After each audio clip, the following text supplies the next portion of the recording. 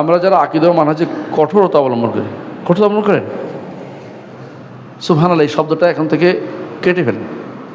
আকীদা ও মানহাজকে আমরা ধারণ করি, কারণ আমরা কঠোরতা করি না। কঠোরতা কাকে বলে? বাড়াবাড়ি। বাড়াবাড়িকে জায়েজ নেই, এই শব্দটা আসলে ভুল। কঠোরতা করি না আমরা। ছাড় দিলে আকীদা মানহাজ ছাড় হয়ে যায়, কথা বুঝছেন?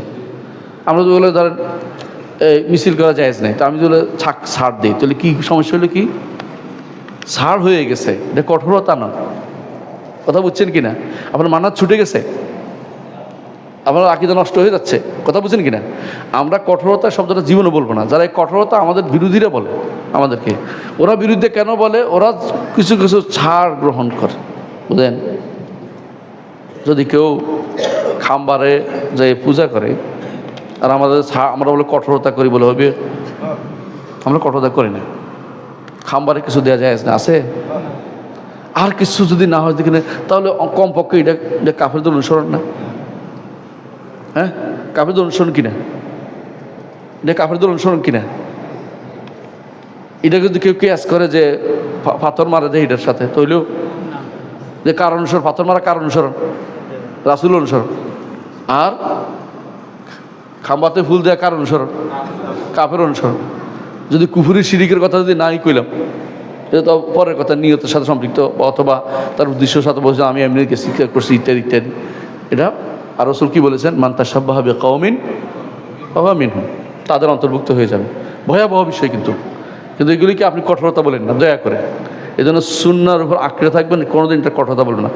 ইহতিসাম বিসুন্নাতি নাজাত, সুন্নাহ নিয়ে আঁকড়ে থাকাটা নাজাত প্রাপ্তির কারণ। নাজাত যদি পেতে হয় আপনাকে দ্বীনকে আঁকড়ে ধরতে থাকতে হবে। এই আঁকড়ে ধরাকে কঠোরতা বলা যাবে না, এটা মনে রাখবেন প্রথম কথা। এই খোয়ানদের বিরোধিতা করে এবং আমাদের মাতখালি বা সুপার সালাফি বলে গালি দেয়, তাদেরকে আমরা কীভাবে জবাব দিতে পারি? এই গালি তো আমাদের আজন্ম প্রাপ্য, এটা পাইতেই হবে আপনাকে। এটা যদি আপনার এটা দিবেই, তার সাধারণ নিয়ম। ইমাম আবু যুর আর রাজি বলেছেন যে আলামাতু আহলিল বিদআহ।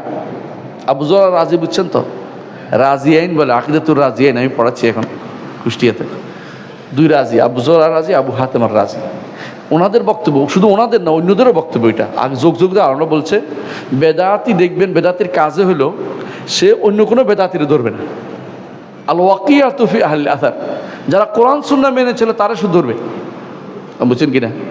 আপনি কি কোনোদিন দেখছেন যারা মিছিল মিটিং করে বেড়ায় কোনো কবর পূজারির বিরুদ্ধে বলছে, মাজারের বিরুদ্ধে বলছে, কুফুরকারীর বিরুদ্ধে বলছে?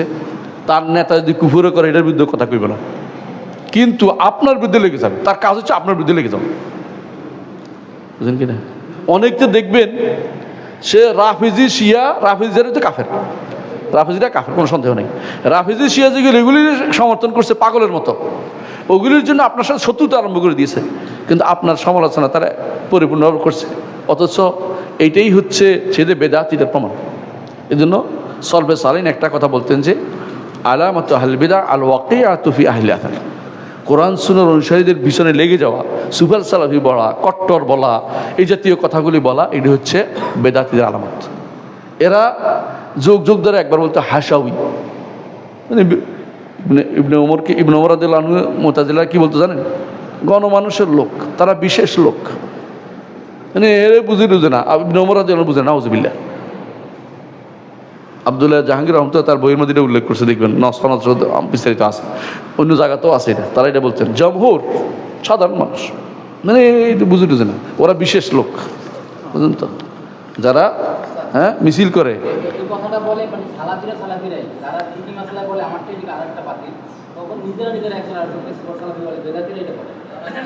যারা সুপার সালাফি বলছে তিনি নিজেও এক বেদাতি হয়েছে।